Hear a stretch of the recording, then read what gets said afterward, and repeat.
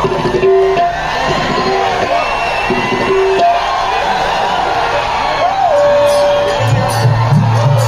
अब उधर नहीं कोई जाएगा, उधर कोई नहीं जाएगा, उधर कोई नहीं जाएगा, उधर कोई नहीं जाएगा।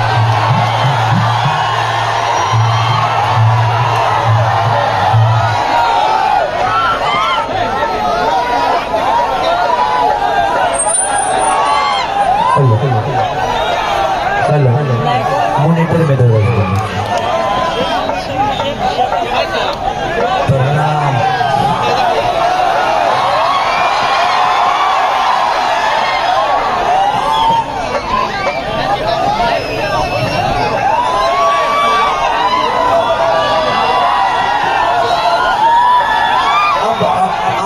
आप लोग बैठ जाइएगा ना तो ज्यादा मजा आएगा।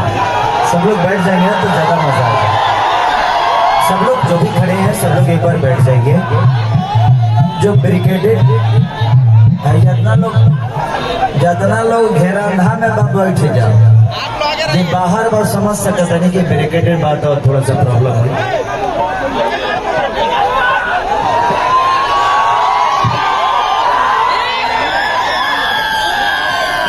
क्योंकि हम आए भी हैं तो आप सबके प्यार के लिए आए हैं और हमारी कोशिश ये है कि जितना देर रहूं सब आप सबके प्यार के लिए ही रहूंगा।